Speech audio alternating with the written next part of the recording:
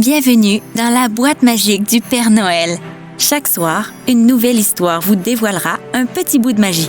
Une série imaginée par Aileen Fortin, racontée par moi, Catherine Poirier-Roy, avec la participation narrative de Patrick Lapierre. Un jour à la fois, ouvrez les 24 boîtes des 24 premiers Noëls. Le 6e Noël. Le Père Noël avait enfin trouvé comment entrer dans toutes les maisons sans se coincer, sans se brûler et sans se faire repérer. Mais un nouveau problème était apparu, et il était de taille. Chaque nuit de Noël, il marchait des milliers de kilomètres, portait son immense sac, rempli de cadeaux, grimpait, descendait, repartait encore et encore. Et quand la tournée se terminait, il était épuisé, mais vraiment épuisé, tellement qu'il dormait ensuite pendant plusieurs semaines, jour et nuit, presque sans bouger. La mère Noël s'inquiétait. Elle essayait tout, du bon bouillon chaud, du brocoli bien vert, du poulet rôti bien juteux, même quelques bonbons pour le moral. Mais rien ne semblait lui redonner ses forces. Rien du tout.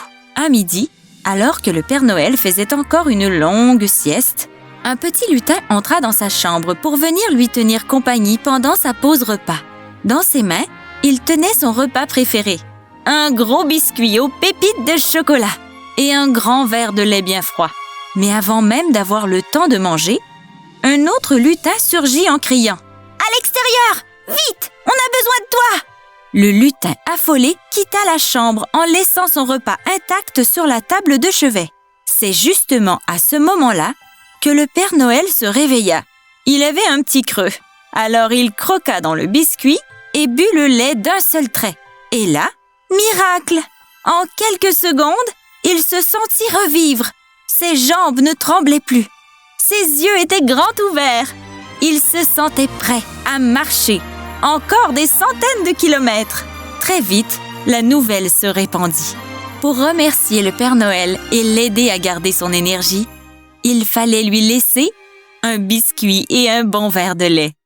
La boîte magique du Père Noël se referme doucement. Si tu veux savoir comment Noël est devenu Noël, reviens demain pour la suite de l'histoire.